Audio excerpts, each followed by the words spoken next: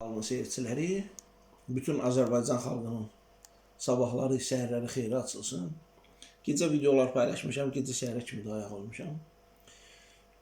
Mən həqiqətə üzbəüz baxa bilən insanım. Nə var odur da. Və mən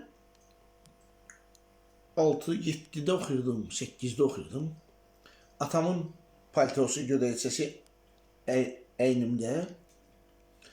Və o dövrün insanların qarşısında baş əyirəm ki, onda hələ indi də millətimiz elədir. Məsxərəyə qoyma söhbəti zadı yox idi ki, atımın paltarını giymişsən.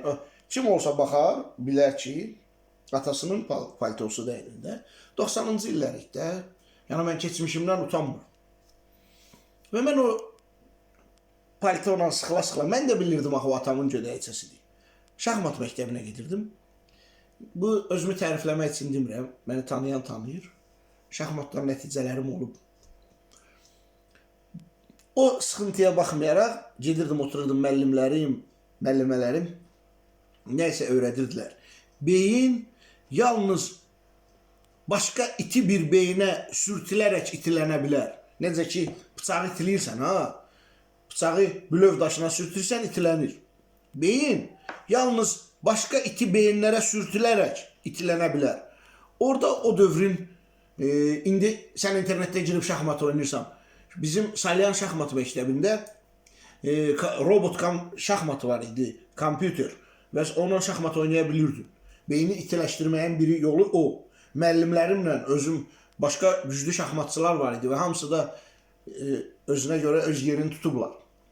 Bütün bunları danışmaqda məqsəd odur ki, bütün ömrüm boyu bir dənə saxlamadığım işi olub ki, daim başımı itiləmişəm, daim oxumuşam gecə-gündüz. Bu gün də səhərə kimi oxumuşam gecə.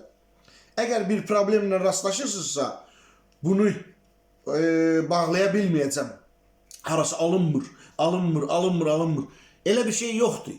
Yalnız ölümə çarə yoxdur.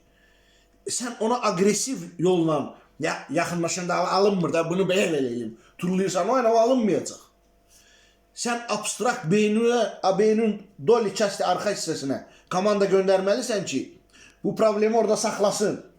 Saxlasın və gecə-gündüz onun üzərində, sən yuxuda olanda belə beynin əməliyyat aparacaq onun üzərində. Və bir gün ayılacaqsan, görəcəksən ki, bunu bura bağlaya bildin, bəs neçə vaxtı bağlaya bilmirdin.